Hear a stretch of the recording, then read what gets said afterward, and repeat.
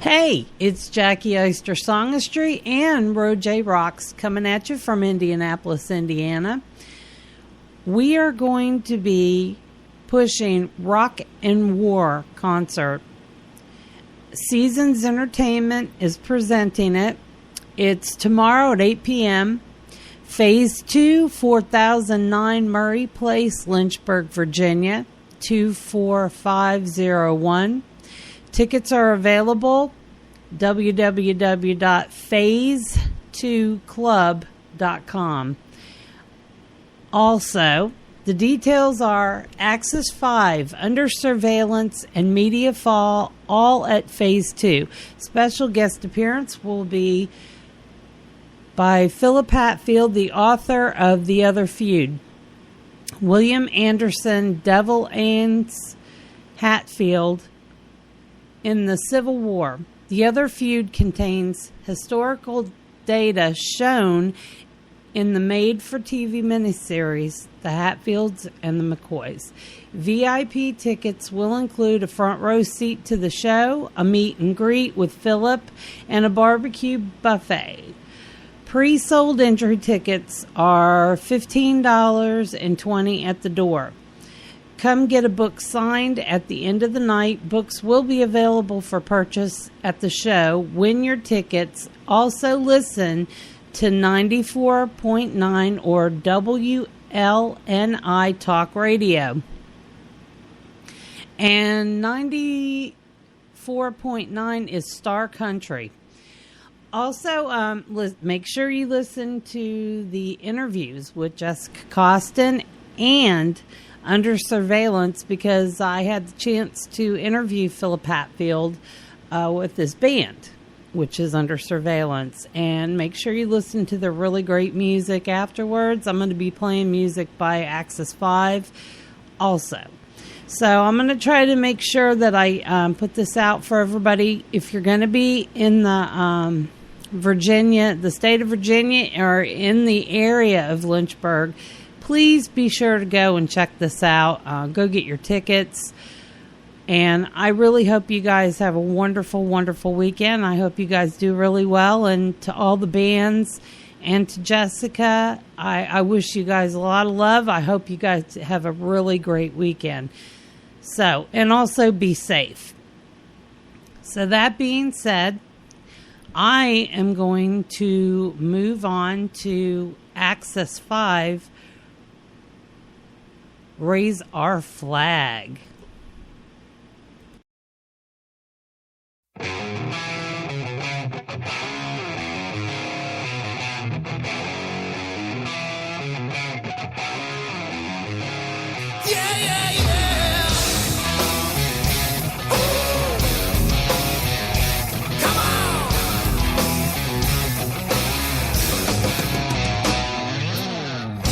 Mississippi country, across the Memphis line, where the summer's all sultry and the winters are mild. Outside on your front porch, love will breathing fine. We got the ribs all smoking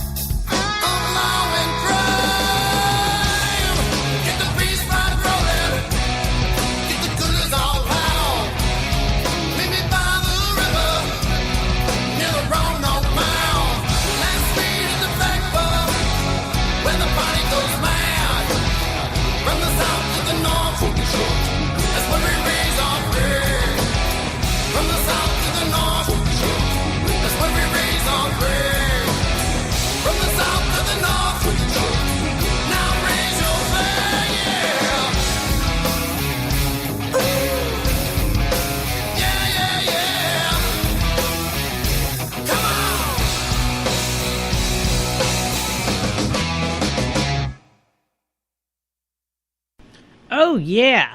That would be Access 5, Raise Our Flag.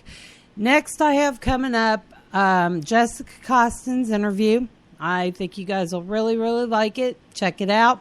After that, we're coming back with Crazy by Access 5.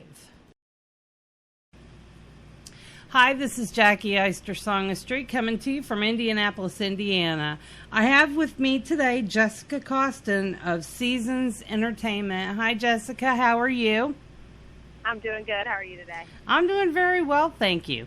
So, tell me a little bit about yourself, how you got started with Seasons Entertainment. Okay.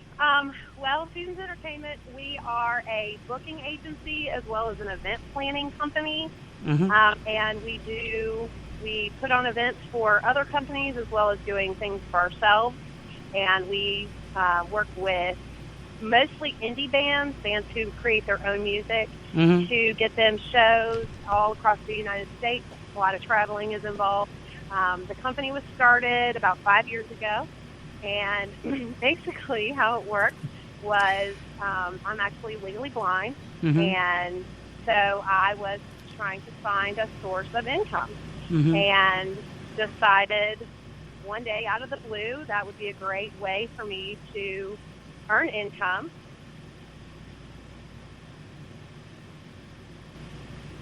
So I set up a home office. I started getting to know some bands. I went out to see some shows, and I started learning the ropes, and then it just kicked off from there.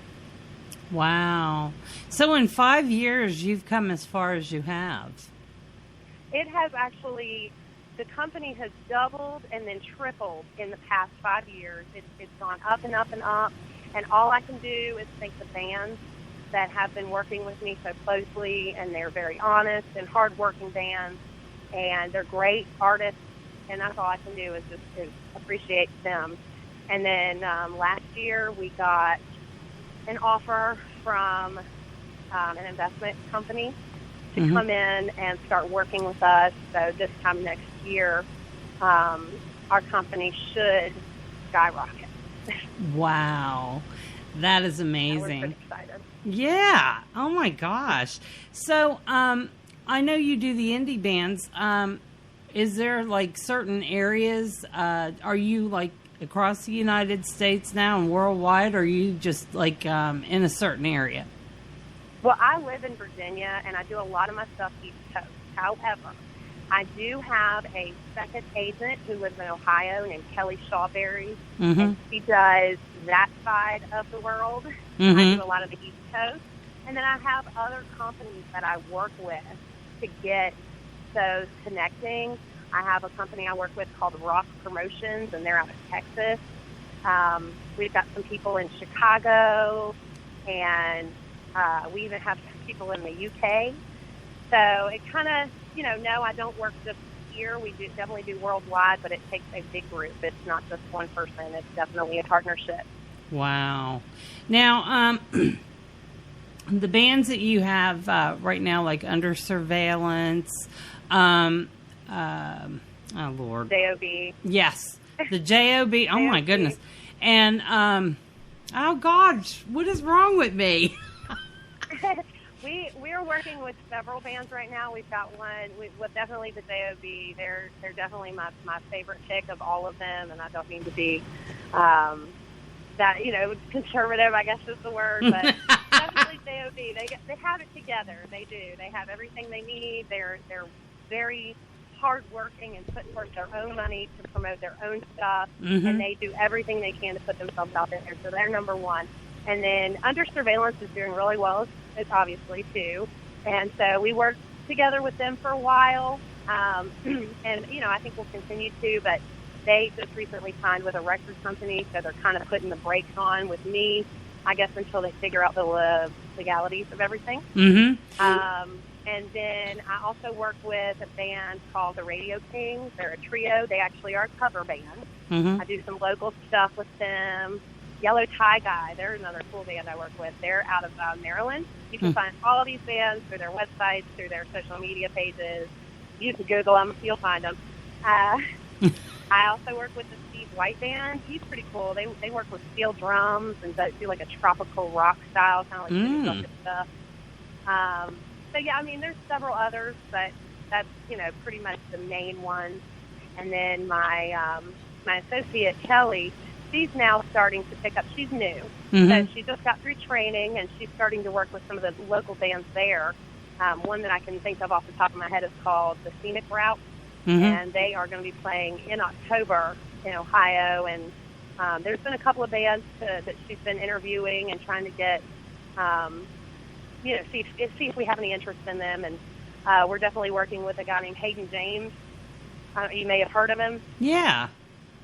Yeah. He was signed years ago for a long time. And then now he does a lot more local stuff, but definitely in Ohio. And he's wanting to span out and do a big tour next year. So he's got us on board to do so. So, yeah, I mean, usually what happens is the bands will just contact us. And then we do our interviews. We, you know, work with them once or twice to see if it's something that would work and flow with us well. And if so, then we get to work and put them to work. Wow. Now, tell me about you have a huge event coming up August 27th, Rock and War. Can you tell us about that?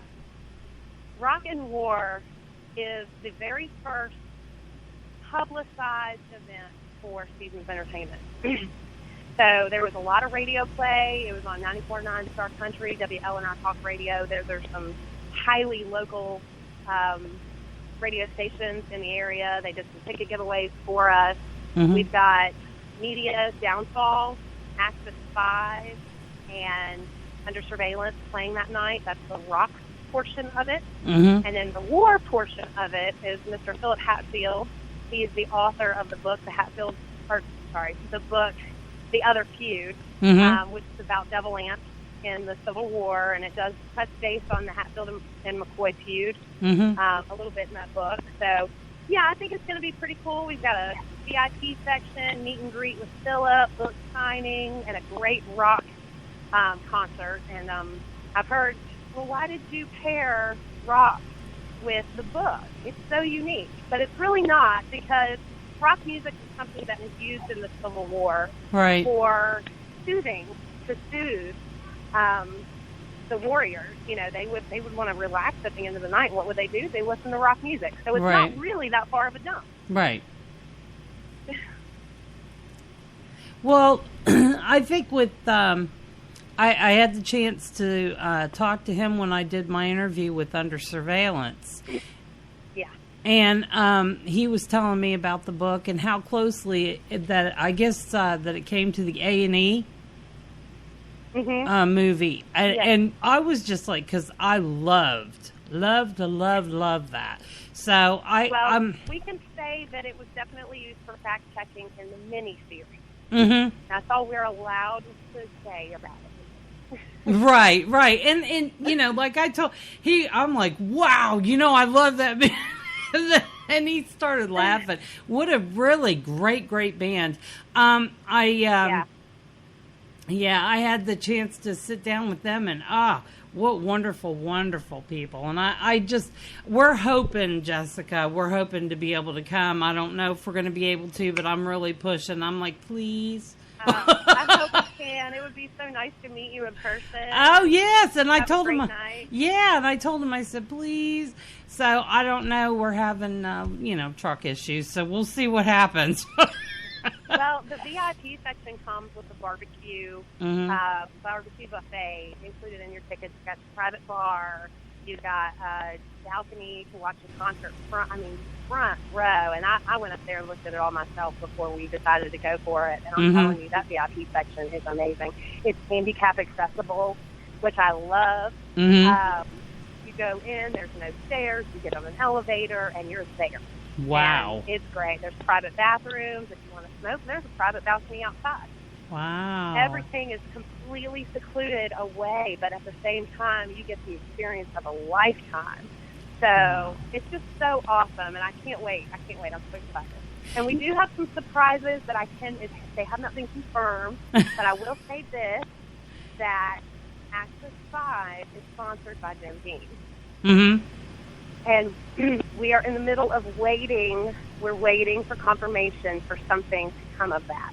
Mm-hmm. But I cannot. I was hoping I would get that confirmation before we talked, but I did not. So I cannot say what may be happening. But Aww. it is going. If it happens and we get a confirmation, Mm-hmm. it is going to be awesome. Aw.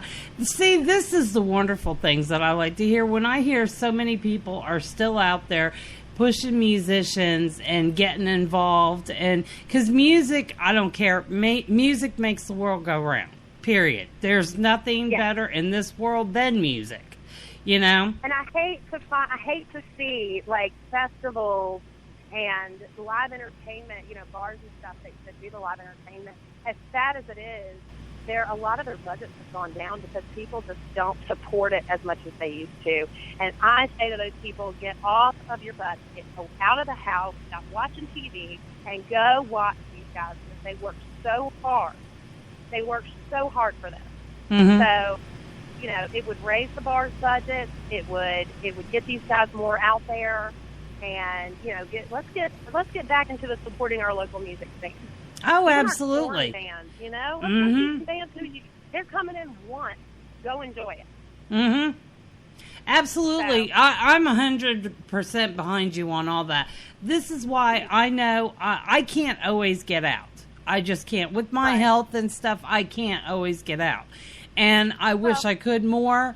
I used to be able to. I just can't do that anymore. But what I try to do is support from here.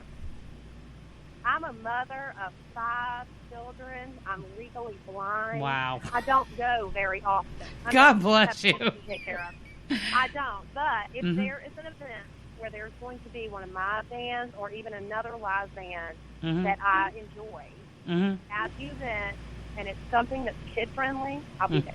I'll be there. Aww. If it's something 21 and up, I'll try to make plans. But, you know, there's so much stuff going on every single weekend. But if you can do it once a month, you know, you've got a date night with your husband. Everybody does. Try to find a place where there's some local music going on. Oh, no, we do that. We do that here. It's just not, I'm not able to do it all the time. You know what I mean? No, So. No, nobody can. But, you know, I'll hear a lot of times, well, there's a $5 cover charge. Oh, big deal. Well, those bands are driving hundreds of miles to take 2 hours to set up their stuff so that they can play. It's not like, I mean, these guys are working for hardly nothing. I know. So, you know, pay your $5 and shut up. Absolutely. No, I agree with you. And I know that so many times I've heard that. But you know what, Jessica? Also, it's the bar owners. Come on. You know that a lot of times if they're making the money, they can pay them a little bit more. Okay? Come on. I will say this.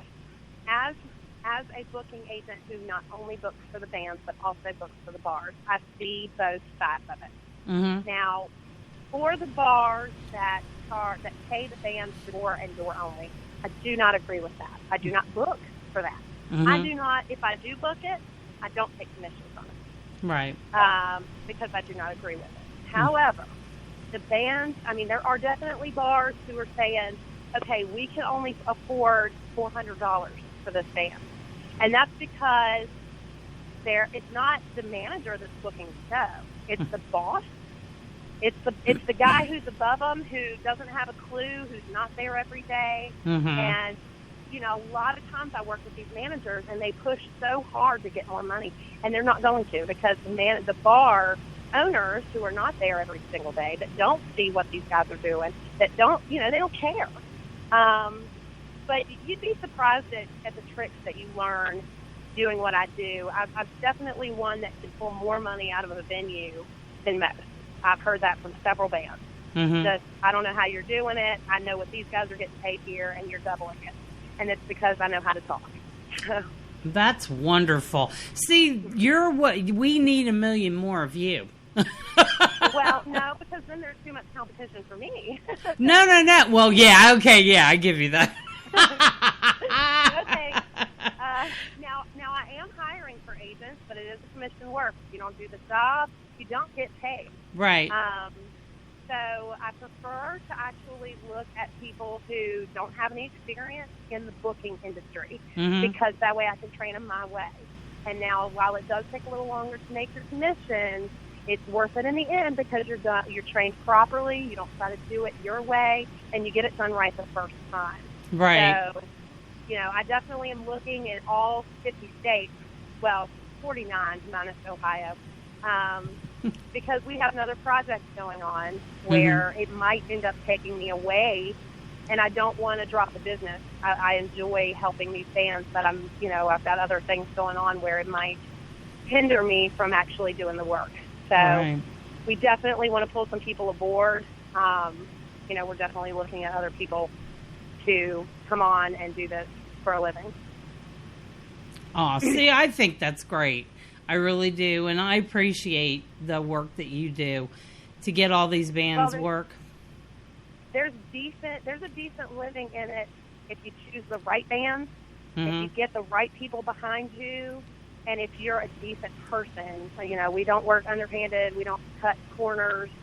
We are very professional in this, and there is decent money to be made. But it is a slow go. You have to build up. It's kind of like owning your own company. And you have to build up with it, but it's worth it in the end because it's not just about the money. When you climb aboard with me, your mentality shouldn't be I need a paycheck. It should be I'm in it for the music. Right. Period. And if it's not, then you don't get hired. Absolutely. Well, it's like what I do. Everybody's like, well, yeah, but you're not making anything on it. I'm like, do you know how incredible it is for me to know that I got a band from Slovenia, we'll put it that way, played in New Jersey and Pennsylvania, and they're like, we actually had this, or you know what I mean? When you can spread someone's music and get it from one place right over to another, and then those people start working together, then people start picking them up, and to me that's what makes me feel good, is to know that person's like, wow, and I can celebrate with them. You know what I'm saying? Right. Yeah, no, I mean, it's definitely about the music. ZOB just got back from a 4-day trip. Yes, I know. He sent me a message, and he said, I actually got a call from one of the venue owners. They were having a big anniversary, and he was playing, they were playing middle of in between two bands, and he said, I need a sound tech for the day. Can they run sound? I'll give them a few extra $100. So I was like, let me call him, Well, he messaged me yesterday, and he said everything was roped off. There were food trucks everywhere. He said there were hundreds of people there, and it was awesome. And it made me light up. It made me I was just like, yes, yay. Oh, honey, that's wonderful. Well, I got Jason sent me the link with what I had with their interview. Yes. And I was just like, I didn't know what to say. I'm like, wow. Because to me, that was just like the biggest thank you I could have ever received to get something like that. I was like, wow. What a great band. Oh, my God. And I love their music. Love it. They're so easygoing. I mean, I listened to your interview with them, and I know they touched a little bit on their background. But because of who they were, it makes them who they are today, because of their military background and their musical background, and it really makes them. They're all very dedicated to the music, and they're all very professional. I have never worked with a more professional band in my life. I mean, these guys are super on beat. They always have everything they need. They've never canceled a show. Never. They will do what they have to do to make sure it happens. Absolutely. I've actually worked with them the longest. I've worked with them for 4 years now, and it's gotten to the point where I'm the kind of person. Well, my company is the kind of company. If I'm offered a show, I'm not going to turn it down. That's not my job. My job is to offer it to you. So I'll call him knowing that he's not going to accept the show because of the price, and I'll say, well, I know you're not going to do it, but here's the offer on the table, and he'll start laughing, and he'll say, why do you even call me about it anymore? And it's because it's not my job to tell him no. It's his job to say no, not mine. Right. So, and I'm just kind of giggling about it, and just like, and then there's shows where I know he'll accept it, but I still cannot accept it without it. Right. Right. Well, to me, when I talk to them, number one, my husband's a veteran. So it automatically made me feel so good to be able to do something. I think so far I have 3 bands that I've actually done interviews with that were veterans or had veterans in the band. So it makes me feel so good inside to know that I can, do something nice for someone, you know what I mean? Especially a vet. If you keep, I don't know if you're friends with him on Facebook, Jim O'Farrell, but if you keep up with him, his son is still a sergeant in the U.S. Army stationed in Fayetteville. And he just, not too long ago, a couple months ago, he just got back from a tour. And they were asking while he was over there in the war, asking for people to send in care packages. So that's always something that people can look into, is sending care packages to these guys over there because, they need supplies. Right. So we try to help, as much as we can, and they help us, and kind of scratch your back, we'll scratch your back kind of thing. And like I said, I mean, the other bands I work with, they're phenomenal too. We could touch on every single one of them. But this one, the JOB in particular, I rave about them. And like I tell all my agents, you will work with several bands in your lifetime. You will find one that that's your band. That's your guy. That's the one you're going to work the hardest for. That's the one you're going to do the most for. And they're going to be the best at what they do. And that, for me, is JOB. Oh, yeah. They're amazing, amazing band. They're wonderful. Now, you know what? Not to go back, but yes, kind of. Tell me a little bit more about the Rock and War, the bands that you have there. I know you've touched on Under Surveillance. What about the other 2 bands? Well, Axis 5 was actually one of my bands, well, not my band, but one of the very first bands that I ever connected with. When I first started working as an agent, Axis 5 was number 1 on my list. They were a local to me band, just starting out. They've been doing it for a couple of years, playing, little bars and whatnot here and there. They play cover music, Metallica, stuff like that. And then, I worked with them for a little while, and then we kind of drifted away because I started working with, doing other things and just kind of learning the job. And then when I set up this event, they were the first ones I thought about. And when we reconnected, we found out that they have been signed to a record label, that they now play their own music. They have an iHeart radio station, all of their own. They are a nationally known traveling band, and they're great. They're amazing. The people that work with them, the reason that I don't book them as often is because really they have their own booking agent, and he does phenomenal. I actually work with him on the side to book some shows.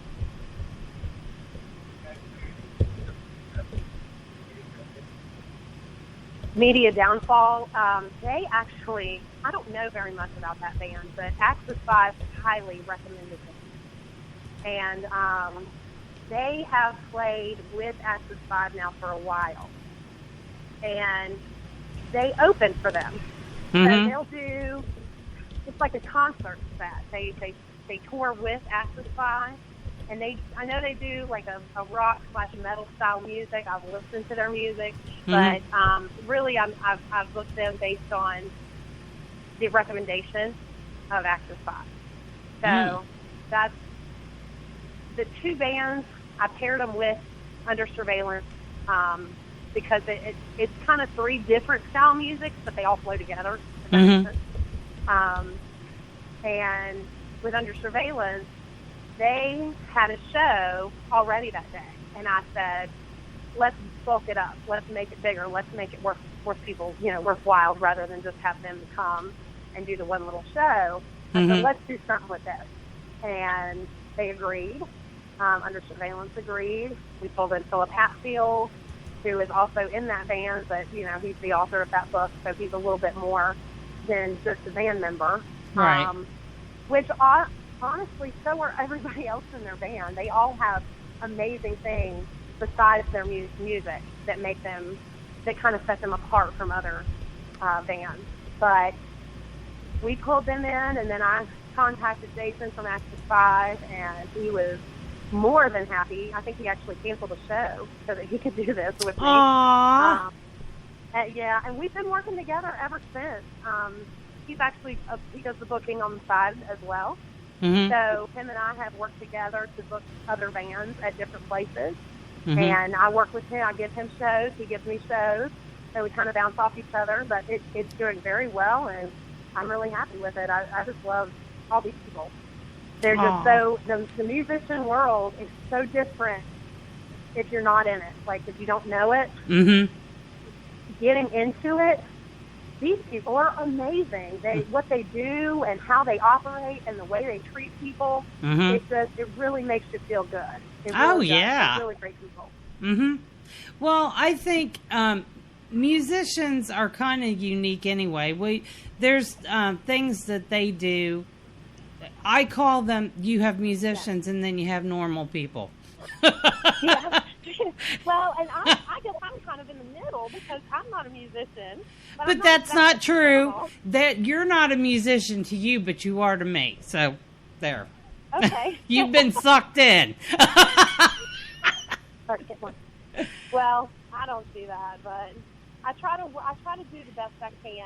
Mm-hmm. Sometimes I pat myself on the back. That's okay.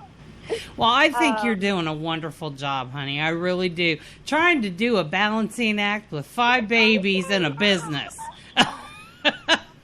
Well, 3 of them, they go to school, the Mm-hmm. kids, and then I've got 2 at home. I still have 2 little baby boys at home. Mm-hmm. Which is enough. Hello. Honestly, I wanted 6, but my husband said we couldn't afford anymore. Aww.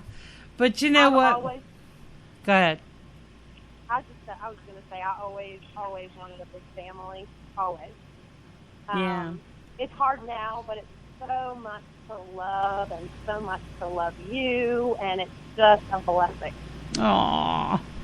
Now, how old are your kids? I have, my youngest is Adam. He's a boy. He's 1. Mm-hmm. He turned 1 in April. I've got a 3-year-old little boy. His name is William, after his father, and he turned 3 in May, actually May 14th. Ah. And I've got a 6-year-old little girl named Riley, and she's 6, and then she'll be 7 in February. And then I've got an 8-year-old, Lily, who, her birthday is May 16th. So her brother, her 3-year-old, and her were born 2 days apart. Mm-hmm.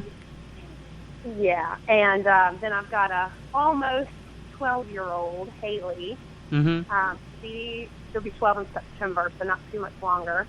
Aww. And they're all amazing. I'll tell you. I know this is part of what I do for a living, but I've got to brag a minute on my kids. Haley just started 7th grade.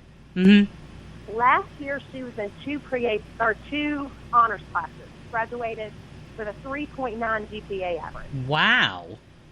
Hit 7th grade. Now she's in 2 pre-AP classes and 2 advanced classes. So they had to actually send in contracts for her to take the pre-AP class. Wow. In 7th grade. So if she continues on with her little smarty pants ways, which I have a good feeling she will graduate high school with a degree in college. What? You know, I've been seeing that a like, lot on TV, actually, where she must be one. Wow, that's really something, Jessica. Well, then my 8-year-old, it's amazing. My 8-year-old, who was in 2nd grade last year, at the end of the year, they sent home paperwork because they wanted her to be in Gifted and Talented. And then during the summer, they sent us a piece of mail accepting her into the Gifted and Talented program for 3rd grade. Aww. And then Riley, she is in 1st grade, and they don't really do the extracurricular programs for children that little, but she, according to all of her teachers, when she was in preschool, her teacher said she was the only kid that knew all of her ABCs and that could count to 100. They were only supposed to count to 30. She kept going. She's the only kid that could do that in my class. Wow. So They are all super intelligent. Aw, and then you got your 2 little babies at home. Little boys, yeah. Aww. We wanted a boy so bad. And if we didn't have one, the last name, Costen, was a dying name. My husband, it would have left with him. Aww. So I did all my research, and for 6 months, I just did exactly what it said to do. Every little stupid thing to the smart things to everything. I consulted doctors. I did everything. And then we started trying. And 2 months into trying, we got pregnant with Bubba. We call it Bubba because he's a boy. And then after he was born, we were done. 4 kids. We're good. We got a boy. We're happy. And then out of the blue, we found out we were pregnant again, and we thought there's no way we could have another little boy, and we did. Aw, that is so sweet. Now, do you want to get the kids into music and stuff? Yes, actually, my oldest daughter's best friend is the Wright kids. If you don't know who they are, you should definitely look it up. They were, they finished the top 10 on America's Got Talent 7, 8 years ago. And that's her best friend. And Selah is her name, but she was just a baby when that happened. Those 2 are 1 day apart in age. All of her siblings, however, were on that show. And so her mother, they're all homeschooled and all that stuff. So whenever my daughter goes over there, they always have their vocal lessons, and they learn different musical instruments and stuff. So when my daughter goes over there, they have her go in with her. And then this year, my daughter signed up for the chorus instead of, I think her other option was to go into the band. But she didn't know how to play an instrument. And I'll tell you honestly, I've never been good with instruments. My whole family, my father, my brother, everybody, they have some kind of musician as far as instrumental. It's just they pick it up and go. I'm not good with that. But voice-wise, I understand pitch. She understands pitch. She's learning. She has a little Musical.ly page, and she does that all the time, and she's up to like 500 followers. And we just let her put it public maybe 2 months ago, and it's already shooting up there. So we definitely tried. She's got a keyboard. She's got a guitar. We've done some lessons. And then as the kids get older, they're allowed to get into a little bit more and a little bit more. But our philosophy about our children is school comes first. Careers, taking care of your schooling is number 1. So at the beginning of the school year, we always try to just see where they're at as far as academically. And then if there's room and everybody's easily doing it, then we go into extracurricular activities such as music. Aww.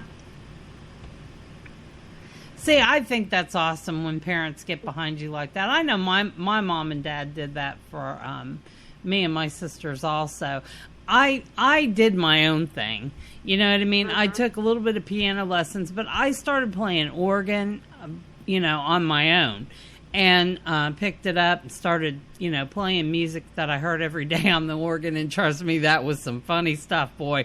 To hear a church organist playing like a virgin.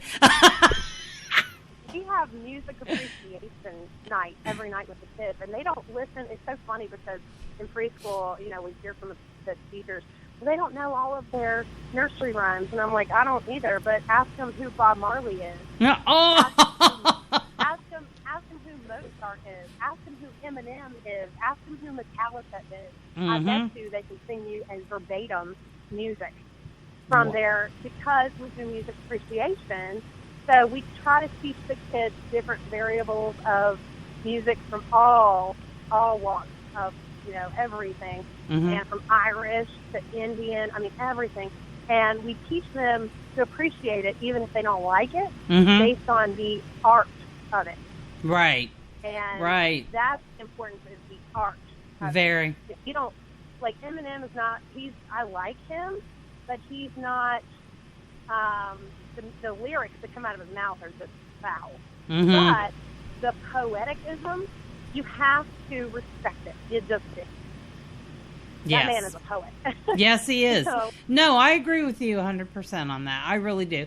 I don't like everything that he does, but his songs make more sense to me. Like, I don't know what it's like growing up on the other side of the tracks, and you know what I mean? I don't know what it's like to... My dad always worked for the government, and, you know, we had beautiful homes, we had beautiful clothes, and, you know, we were spoiled to death by my dad. You know what I mean? But that's just it. You're listening to the words. Right. Listen to the words and listen to the rhythm. Mm-hmm. And that man is a poet. Yes, he is. He has got it. He's got it. That's why he is how big he is, because he knows how to put the right rhythm with the right words, and it works. Yes. Yes, I agree with you. There's another one like that, too. I don't know if you've ever heard of Wax. Who? Wax. No, never heard of that one. He put an album called Continue, and you can find him on YouTube. And he has one song. It's about his nephew, and it's called Milk in My Sippy Cup.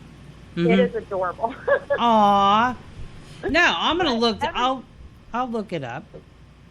Wax used to be signed with a record company, and then he got out of it because he didn't want people to pay that much for him to go see a concert. Right. So he got out of it. But he is phenomenal. I mean, it's rap music, and honestly, my favorite kind of music is country. Mm-hmm. But my husband is he likes the rap. Now, I like Irish music. I like rock music. I like oldies. I heard you on the interview with J.O.B. talking about the Casey Kasem. Yes. Well, in the 90s, when I was growing up, that was still there on K92. Really? Absolutely, and that's what I listened to. Wow. Every night, the 9 at 9, every night. Wow. When you talked about it, you were talking about in the 80s. I wasn't born until 1984. What? So I'm like, that was still going in the 90s. Oh my gosh. Okay, now I really feel... Yeah, because when we were talking, I told him, I said, because they remind me, and I know it sounds funny, but the J.O.B. reminds me of an AM radio heavy metal of their time. Seriously. And I know people are like, I don't get that. And I'm like, well, you know, if you will go listen to some AM 70s music with a real edge, that's the J.O.B. I was just like, I was floored by them. And each song has a story to it. And I love music with a story. I don't really listen to anything. My dance music, I love dance music, like the European, that whole thing. I love it. And DJ music, love that too. But I also know that they usually take one sentence and write it to death. And I'm good with that. Record labels, looking at their age, record labels do not want to sign someone that they cannot get at least 30 years out of. Right. However, I'm doing everything in my possible power to put them in every city that they will let me. Absolutely. Absolutely. I'm doing just as hard. I'm working just as hard as they are to put their name out there, to brand them. And I'm hoping that in the near future, within the next 5 years, that they might not be signed, but they'll be big enough that they won't need to be. I don't think they, and I'm going to be honest with you, with the way they're going right now, I don't see that even being an issue.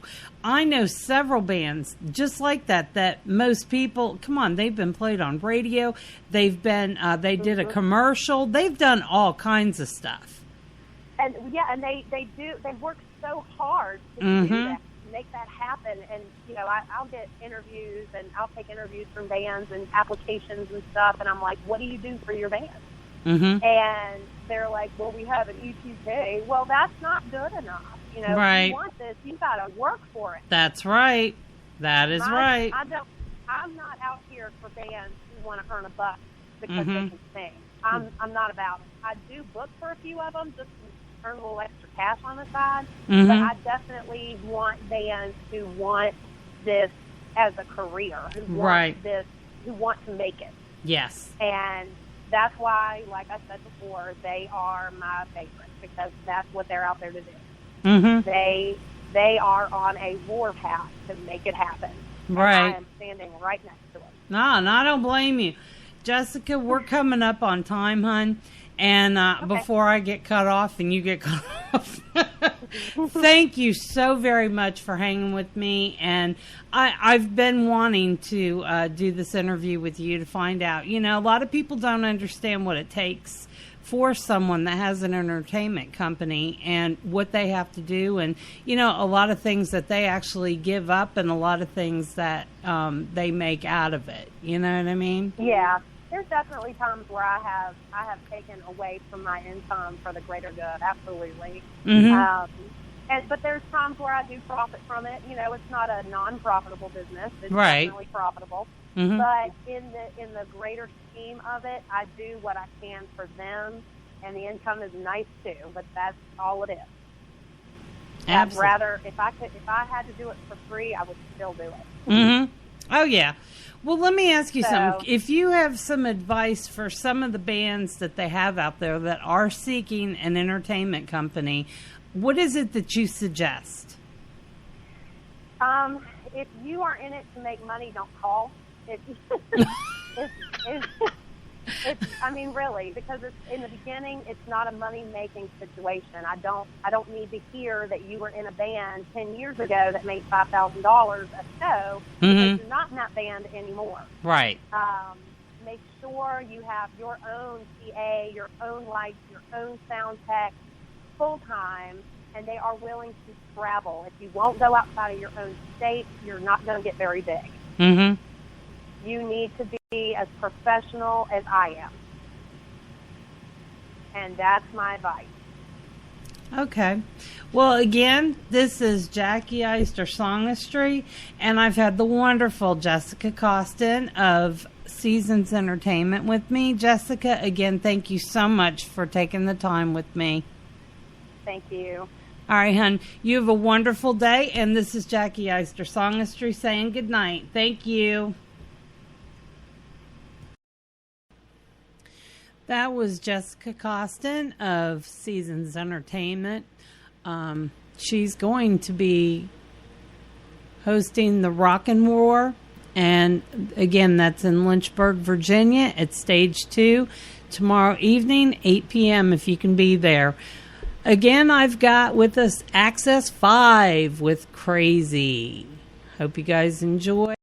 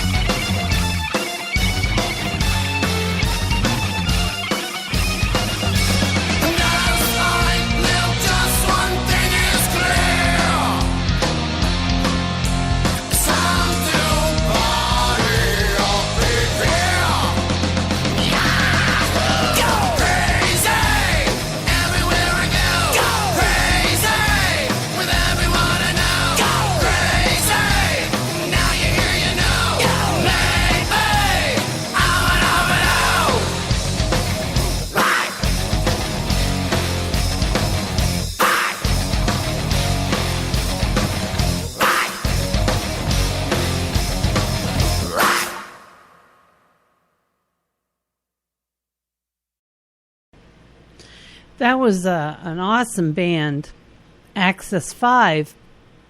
They're going to be playing with Rock and War. Again, that's tomorrow evening at 8 p.m. at Stage 2, Lynchburg, Virginia. So make sure you go there and check them out. It's going to be Under Surveillance, Axis 5, and Media Downfall. So please make sure to go check it out. And I have coming up Under Surveillance interview and their music following. So you guys, I hope you're having a wonderful day. And please enjoy your weekend and be safe. Here we go with Under Surveillance. Sure. Hey, it's Jacki Eyster Songastry coming to you from Indianapolis, Indiana. I have with me Under Surveillance, and I have Eve Markham Atkinson, Phil Hatfield, and X. Hi, guys. How are you? Great. Hey. Hey. Anyway, can you guys tell me a little bit about the band, where you guys are all from? When and where did you start the band? Well, I joined the band in January of 2015, but Phil, X, and Randy been playing together since they were in high school. Mm-hmm. When did the band start?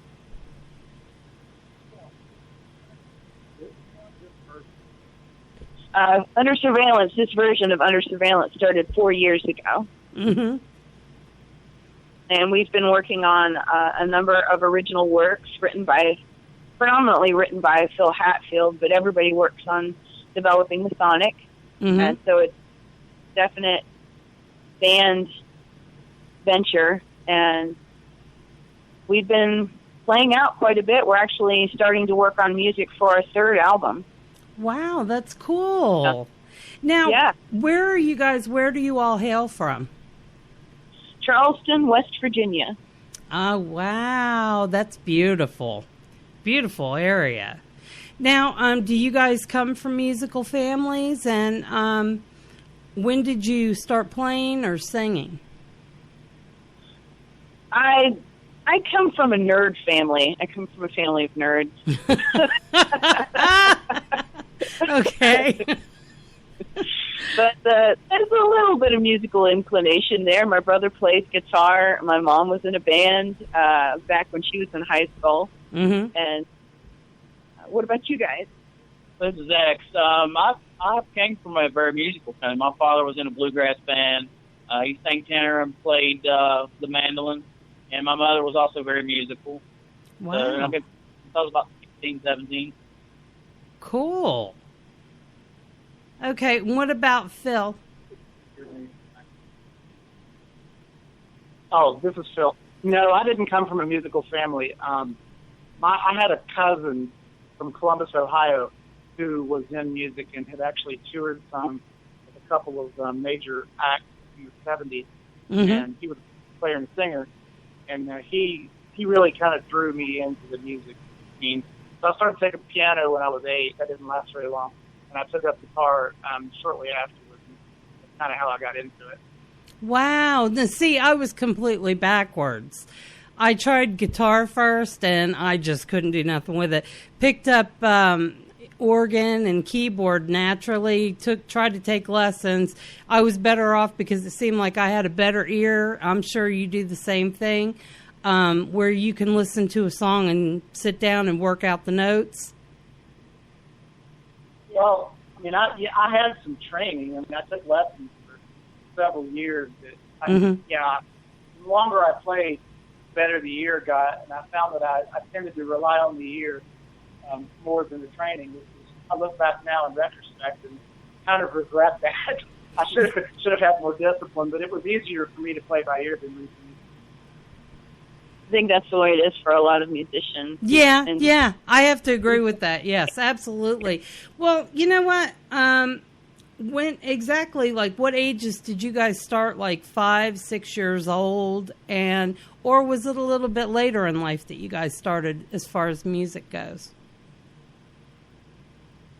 I did take a few music-related classes in elementary school, but I really didn't start singing out until just a few years ago. Mm-hmm. So I'm a bit of a late bloomer. Yeah, but you really can't tell it. Not at all, really, because you guys have some really great music.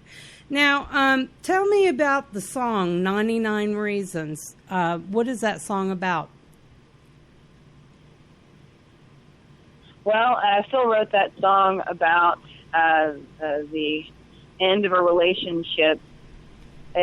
Sometimes we end up justifying our people's actions in our lives. We just keep justifying what they do and you end up counting the number of reasons you need in order to leave someone because you love them so much. You don't want to have to leave them, but eventually you just do. And so it took 99 reasons in that case. That song right there reminds me, because I listened to it a couple. Actually, I listened to a lot of your stuff today. I tried to find as much as I could, so I'd have a little bit better understanding. But that reminds me of Benatar meets Blondie. I don't know why, and it's two great sounds. But together, if Blondie and Pat Benatar had a daughter, she would sound just like you. Awesome. So, you. That's great compliment. Oh, no. The music is really great. You guys remind me of, you definitely have a serious 80s twist to your music. But I like the real rock appeal and that real strong. I like the guitar. I loved everything about the song. It was a really great song. Very well written. Very well written. So... Awesome. So tell me about Better Now. It is full of attitude, and I love it. Mm-hmm. Well, yeah, I kind of got that. What made you guys come up with Better Now? Better Now is actually it's one of my older songs. I wrote it several years ago. And it's basically sort of a post-adolescent, I finally got where I wanted to be with this person in this relationship kind of song. It's a party song. Yeah, I can see that. I was laughing because I was listening to the way it was coming across because I was doing some things and I was put you guys on replay because I was working on some of your music, putting stuff together for you today. And I was like, wow, that's one of those that you could almost send somebody. You know what I mean? Someone that just did something and you're like, you know what, it's okay because I'm all better now. So I really like that. Can you tell me, huh? You might even think of it as a conquest song. You know what though? I like the actually I like the wording in it and just the way it came across. It kind of stood out. It was one of those that I almost wanted to send a few people I know. So, but I loved it. I really did. You guys are really, really great as far as songwriters go. Now, tell me about Breaking Point. Breaking Point provided a nice range of styles and sounds all within one song. I mean, we explored a little bit with a lighter sound as well as a harder sound, all within the same song. I think it represents pretty much the spectrum of a number of our skill sets. What do you think, Jack? It's a good song. It's the two verses. The two verses, like the first and second verse, are very different musically. Mm-hmm. I think that's part of what you just said. It's kind of a neat song. It kind of reminds me of a lot of things. Well, I noticed when I was listening today, you guys have like it seems like you guys come from different musical backgrounds as far as I think it was, what did I write down? In Better Now, it almost had like a punk undertone. Totally. So I was like, wow, listen to that. But I love the way you're bringing things together, because I think that shows your creativity, and it shows just how far out you can reach. And I loved it. I just wanted to tell you, your music is really good. And I for one, cannot wait. I'm hoping and praying that we can actually come out to the concert, because I'm looking so forward to meeting everybody and hanging out and getting to know you guys. And I'm so looking forward to introducing your music to the people that listen to my podcast, and which you're going to be, going out to quite a few people. And I'm really looking forward to that. I love sharing new music, and I love sharing great music. And that's one reason why when I go searching for bands, it's a lot harder than what it seems. A lot of times I'll find people that are not interested. And actually, Jessica was pushing you guys right off the bat. She goes, you have got to hear Under Surveillance. So the first time around, I went and listened, and I tried getting a hold of you guys, didn't get anything. Finally, I was like, oh, my God, Jessica, how do I do it? And finally, that's when I found you, Eve. I was like, thank God. But thank you, no problem. Oh God! Thank you so much for reaching out to us. Oh no, honey, it's no problem. I look so forward to meeting you guys and seeing you guys tear it up. So now, do you have any places that you're playing like around town that you could tell us about, or any upcoming gigs? We have a benefit concert coming up called Frets for Pets. Mm-hmm. It's help raise funds for pet rescue here locally in Hurricane. Mm-hmm. And where's this going to be at? And what's the date and time? Valley Park Amphitheater in Hurricane, West Virginia.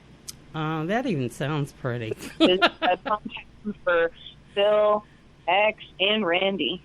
Okay, now tell me about Randy. I've got you guys. Now, who is Randy in the band?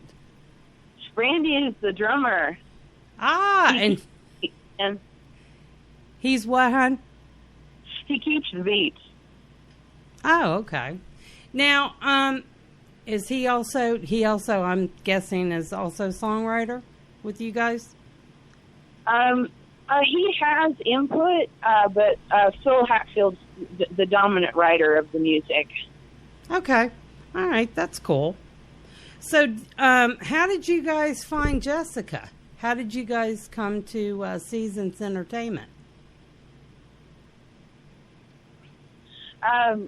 This is a perfect example of how the internet can help connect people. Mm-hmm. And Jessica connected on the internet, and it just took off from there. Wow. She's gotten a really cool gig. Yeah, she's a really super, super, super girl. In fact, my husband was the first one to find Jessica, and I had talked to her, and I was trying to get some other interviews and stuff, and you guys were actually the first ones that we were discussing for me to be able to sit down and talk to. So I'm I am thrilled to death that I actually got to talk to you guys, because, boy, I'll tell you what, catching you is like catching water. So... Did tell you about how we got signed in March? Yes, I would love to hear that.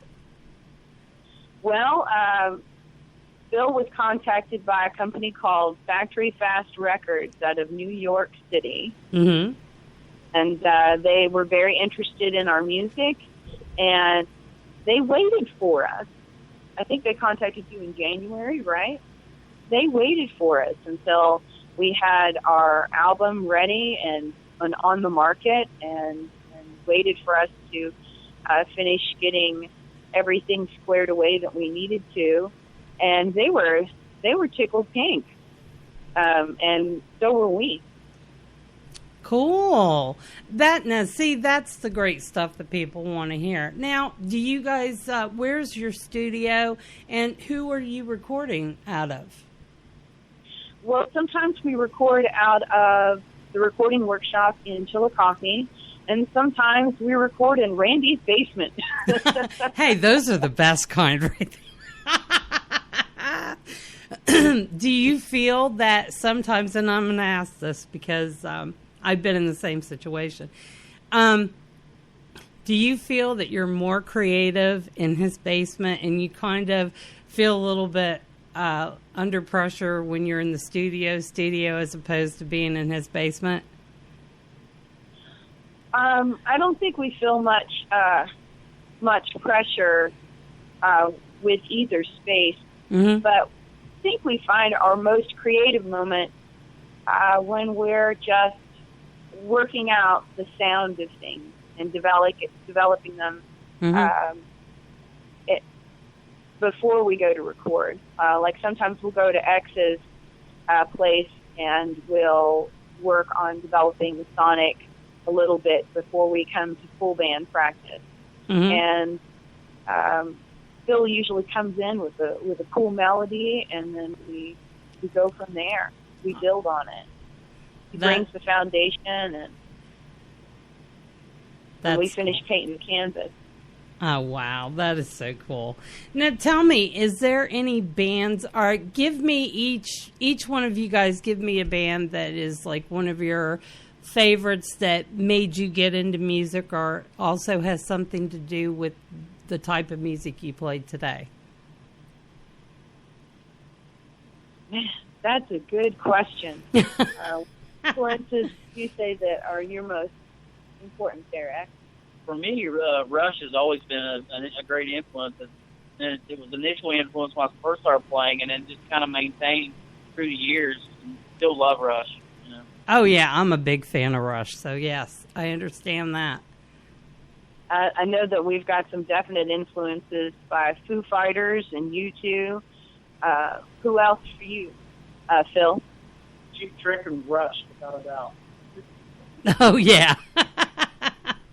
Well, see, again, you guys, when coming together, though, you have that combination that really stands out. So, as far as a band, what would you say, what do you guys say that stands out about your band as opposed to other musicians and acts? What is it that you bring to the table? Fun. It's a fun show. It's got strong sound. You're going to love it. It's a fun show. That's cool. I would add that we try. We don't always do it. We're not perfect. But we try to sound as much like our recordings as we can when we're live. We actually put a lot of effort and a lot of thought and research into the gear, the equipment we use. We spend a lot of time rehearsing, so we try to be very polished and make it sound like what you hear when you're listening to it in the car on the TV. That's excellent. That's excellent. Thank you. Because a lot of times you hear a lot of different things, but you never hear that I've practiced until I can try to sound as much like my CD and give you exactly what it is that you came to hear. Thank you for that. That's a great thank you. I didn't expect that. The experience of seeing us live, you're going to get a more dynamic performance, but it stays very true to the recording. So you're not going to be let down in the least. Now, tell me about Rock and War. I'm sorry, we actually couldn't hear that one. I'm sorry, can you tell me more about Rock and War? August 27th? Yes, in Lewisburg, yes. Sorry about that. That's okay. It's Lewisburg, yes. We're opening for Axis 5, who is a national act that I believe is on Universal distribution agreement. Mm-hmm. I'm losing you. They're just great guys. I really like their music. I've been spending a good bit of time getting to know their sound, and I think this is going to be a really fun show. They're very nice, professional guys, but they're just real nice, fun people to talk to.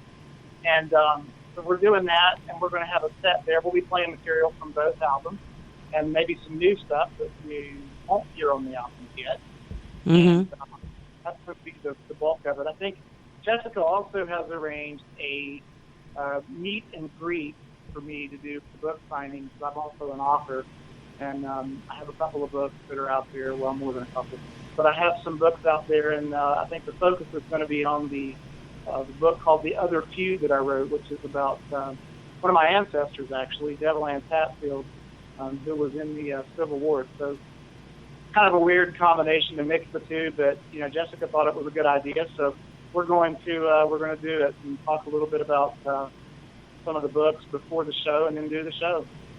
Wow, that sounds really cool. Yeah, I was trying to find some more information on what it was. Could you tell us a little bit about your book? Which one? The Other Feud? The Other Feud, yes. Yeah, it's a narrative study that I did a few years ago. I've had 4 national reviews with it, and it basically tells the story about Devil Anse being a military officer during the Civil War, and some of the things he encountered that preceded the feud. The real thesis of the book is few people realize that most of the men that were involved in the Hatfield and McCoy feud were also Civil War combat veterans. Wow. So, I grew up here, and of course, listening to my family speak about it a lot. Mm-hmm. Hear a lot of stories and folklore, and frankly, more myths and facts. And so, during some of my graduate research when I was in school, I became really interested in just sort of sorting out what the facts were. And so I took up some time and started really jumping into the historic literature in that area. And it was a fun project. It was a real personal project more than anything. Right. I really just wanted to see, kind of see what the real story was. And so that's what the book is really about. It's his military service. That's a factor that, most modern historians seem to agree. Yes, it was a factor in the feud. There's a few who don't agree, but that's the real thesis: is to look at the role that the Civil War may have played in setting the stage for the Hatfield and McCoy feud. Wow. So that's you're talking what, great grandparent? Is that what it is? Would you repeat, please? I'm sorry. In other words, he was what, great grandparent? No, I'm not a direct descendant from Devil Anse. My great grandfather was Alec Hatfield, who was his cousin. Oh, okay. Well, honey, that's still kin. Well, it makes it even worse. This is even funnier. But Devil Anse fought in the Confederate Army. Uh-huh. It was not a slaveholder. It had nothing to do with that institution per se. But he was in the Confederate Army. And Alec Hatfield lived over in Tugport, Kentucky, in that area, well, near Pikeville, actually. And he was a Union soldier. So there was a little bit of a tension thing going on there. Mm-hmm. That would make family reunions very difficult. No, let me just tell you something. My mom is born in Kingsport, Tennessee. She's a Hobbs. The Hobbs family originates from Virginia, and we have family all down through there. And I was when we had gone to my grandfather's funeral, I looked at my great aunt and I said, "Well, Aunt Emma," I said, "Where is all this family you're talking about? I see like 1 million people here, but who?" She said, "Honey, look around. This is all your kin." I said, "You have got to be kidding me." And she said, "No." And when I started doing our family history, I was shocked that, we had one, I think it was great cousin that they called him Job Hobbs, but he didn't have a job. He had 4 wives and like 32 children. So as far as that goes, yeah, I understand exactly what you're saying, but I have a lot of family from the South, so, and we probably have a lot of family in West Virginia too, but we just don't know about all of them. So, but thank you for filling me in on that, because I was actually dying, because I love. I was watching the show, the Hatfields and the McCoys. Yeah, that they had on. My husband and I were actually like glued to it every week. And then it's like it stopped right when it was getting to the good part. And I'm like, well, what happened? And everybody's like, Jackie, go look in the books. And I'm like, yeah, but I want to watch it. So, oh my gosh, I actually cannot wait. I hope we can really come, because I'm looking forward to, hearing more about this and hearing you guys' music and getting the chance to see Axis 5. And I'm really looking forward to this, and meeting Jessica too. So, but anyway, thank you guys very, very much for your time. And I do appreciate it. Is there anything else that you'd like to tell everyone about your band? Where can they come and find you? Under surveillancewv.com. They can also find us on Facebook at facebook.com/WV under surveillance. Okay. Do you guys have a Reverb Nation or SoundCloud or anything? We have both. You do? So you're under surveillance at SoundCloud and Reverb Nation too? And YouTube. Okay. And do you guys have your music for sale? Do you have CDs out? Is there a place that someone can go and buy the music? Absolutely. We have CDs available through Factory Fast Records. They can also find them on Amazon and iTunes. Savannah Moon is our album. Okay. Thank you guys so very much. So Eve, Phil, and X, thank you so much for being here with me this evening. I really appreciate it. Hey, and thank you. Oh, you're welcome, honey. Anytime.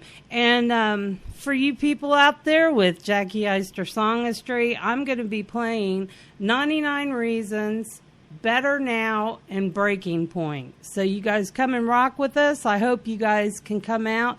If you're going to be in Virginia, in Lynchburg area, August 27th, please come out and see Rock and War. You can find all the information on my page, and please, please, please, please look up Under Surveillance. So guys, thank you again, and this is Jacki Eyster Songastry signing out. Thank you very much.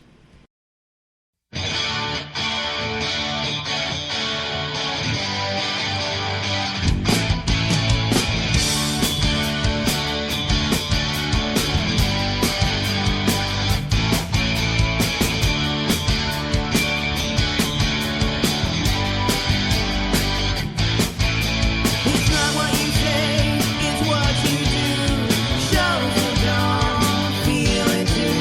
I won't be the one.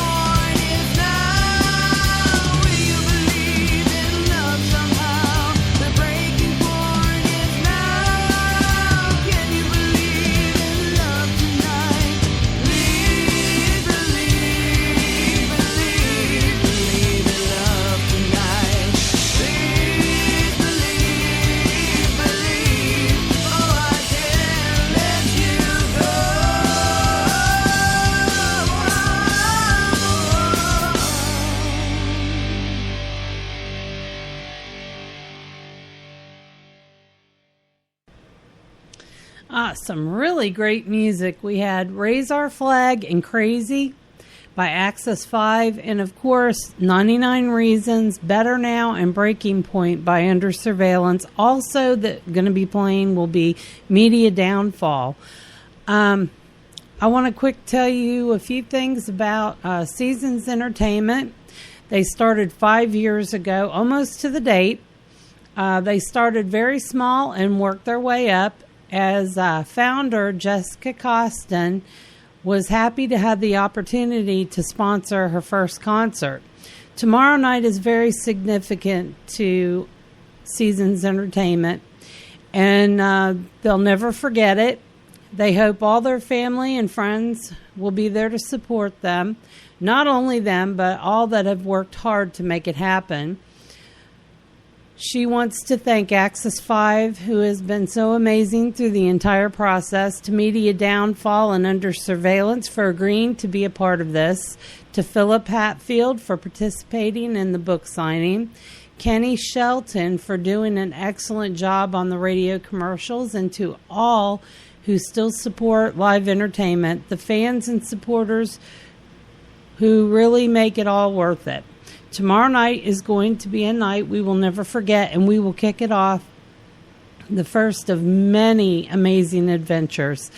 Tomorrow night, Saturday, August 27th, at Phase 2, VIP opens at 7 p.m. The concert starts at 8 p.m., and that is Rock and War in Lynchburg, Virginia. So please, if you get the chance to get out there, please do. And this is Jacki, Eyster, Songastry. And, of course, ROJA Rocks saying, have a really wonderful weekend. You guys be safe and then really rock out and enjoy that music. Thank you again.